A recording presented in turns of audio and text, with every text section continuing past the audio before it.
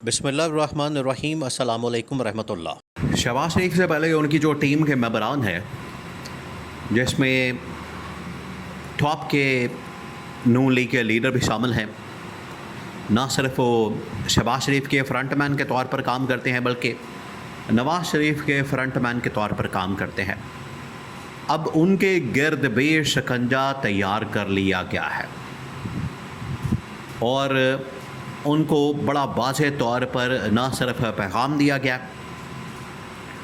बल्कि उनको बता दिया गया है कि अब आपके ख़िलाफ़ क्या होने जा रहा है, जिसमें राना सनाउल्लाह, उसके ख़िलाफ़ जो करप्शन की फ़ाइलें फैसल वाडा ने सामने रखी। राना सनाउल्लाह ने फैसल वाडा के ऊपर हमला किया, उसके ज़रिए से उसने इस्टेब्लिशमेंट के ऊपर हमला किया, तो राना सनाउल्लाह को भी सबक सिखाने का फ़ैसला किया गया। इसहाक़ डार को ऑलरेडी जो वज़ारत ख़ारजा है वहाँ से माइनस कर दिया गया। आपने इंटरनेशनल लेवल के ऊपर डेवलपमेंट देखी कि जब स्विट्ज़रलैंड के अंदर वो सारा काम था वज़ारत ख़ारजा का, तो वज़ारत ख़ारजा के बजाय वहाँ पर कौन नज़र आया? या तो फील्ड मार्शल या फिर इंटीरियर मिनिस्टर मोहसिन नकवी। और इसहाक़ डार के साथ जो हुई है वो दुनिया ने देखा है, जो उसकी क्लास की गई, उसको जिस तरीके से बेइज्जत किया गया और उसको उस इवेंट के अंदर बुलाया ही नहीं गया।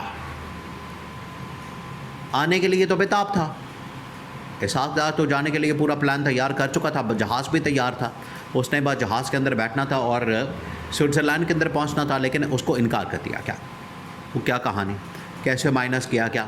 और इसके ज़रिए से नवाज़ शरीफ को माइनस कर दिया गया। राना सनाउल्लाह और उसके बाद इसहाक़ डार और फिर ख्वाजा आसिफ का नंबर आ गया। अब ख्वाजा आसिफ ने कौमी असम्बली के अंदर तकरीर करते हुए जिस तरीके से कश्मीर के लोगों के मतलब रिमार्क्स दिए हैं, इतने इंसल्टिंग किस्म के रिमार्क्स, और उसकी वजह से ख्वाजा आसिफ के ऊपर जो दबाव है, हमला है, पीपल्स पार्टी, बाकी जमातें, कश्मीरी आवाम और इस्टेब्लिशमेंट और मौजूदा गवर्नमेंट उनके ख़िलाफ़ खड़ी हो। तो अब तीनों के तीनों, राना सनाउल्लाह, इसहाक़ डार और ख्वाजा आसिफ, ये ख़ुद दलदल के अंदर फंस गए। असल में ख़ुद इन्होंने ये काम किया, आ बैल मुझे मार, इन्होंने ये ख़ुद काम किया, जिसकी वजह से अब इनकी बचत नामुमकिन है। अब हुआ क्या?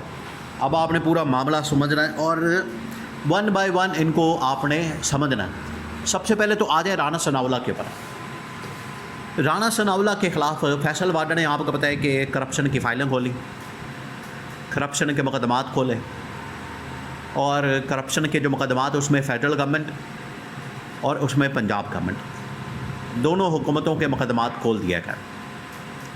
अब राना सनाउल्लाह को मैदान में उतारा गया। मरियम नवाज़ ने भी और शहबाज शरीफ ने भी इसको कहा कि जाके इसको हैंडल करो, जवाब दो।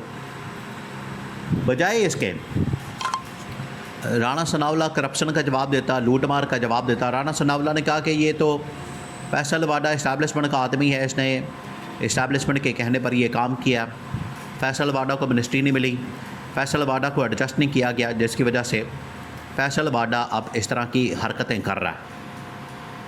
तो राना सनाउल्लाह ने फैसल वाडा के ज़रिए से इस्टेब्लिशमेंट के ऊपर हमला कर दिया। इतना बड़ा हमला किया कि अब जान जोखिम में पड़ गई है राना सनाउल्लाह की।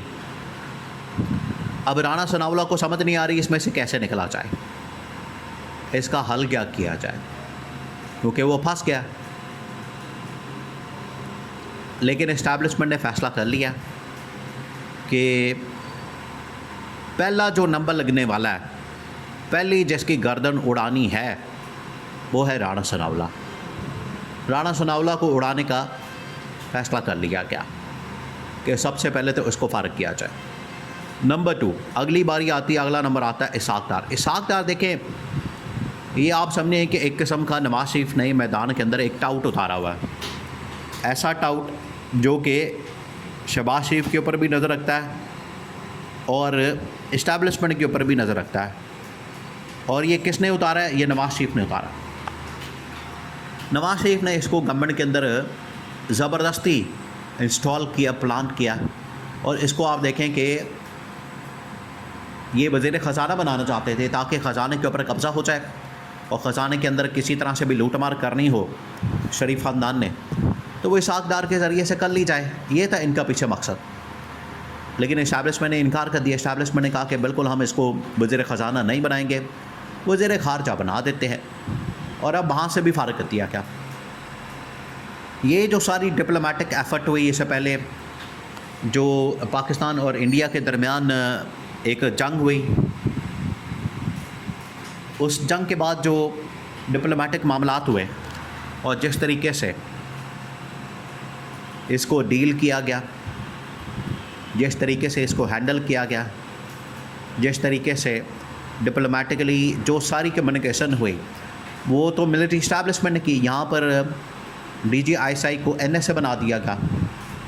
जब DGISI के पास NSA का नेशनल सिक्योरिटी एडवाइज़र का ओहदा आ गया तो जितनी मुलाकातें हुई, जितनी मीटिंग्स हुई इंडिया के डिप्लोमेट्स के साथ NSA के तौर पर DGISI ने की।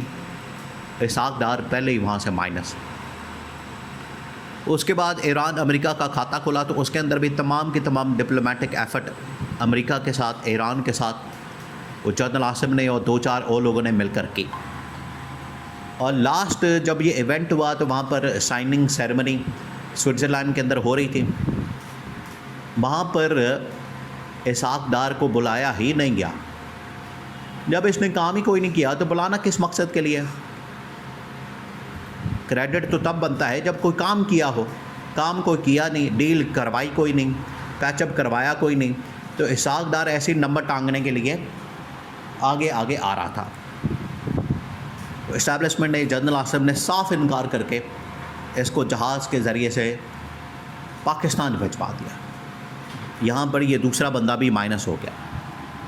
और तीसरा पीछे बचता है ख्वाजा आसिफ।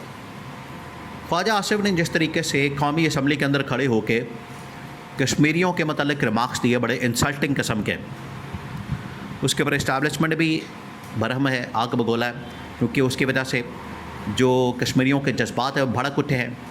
और ख्वाजा आसिफ कहता है कि रावला कोट के लोग, कश्मीर के लोग कश्मीरी नहीं, वो तो जाली हैं, 2 नंबर हैं। तो ये ख़ुद भी कश्मीरी होने का दावा करते हैं और नवाज शरीफ की फ़ैमिली भी ख़ुद कश्मीरी होने का दावा करती है। तो ख्वाजा आसिफ को इस्तीफ़े का भी कहा गया, माफ़ी मांगने का भी कहा गया। बिलावल भुट्टो ने भी, शहबाज शरीफ ने भी, स्पीकर याद सादिक ने भी, महमूद खान अचकज़ई ने भी डिमांड कर दी कि ये इस्तीफ़ा दें। एक एक करके ये ख़ुद सारे जितने लोग इन लोगों ने बिठाए थे काबीना के अंदर फ़ारिग हो रहे हैं।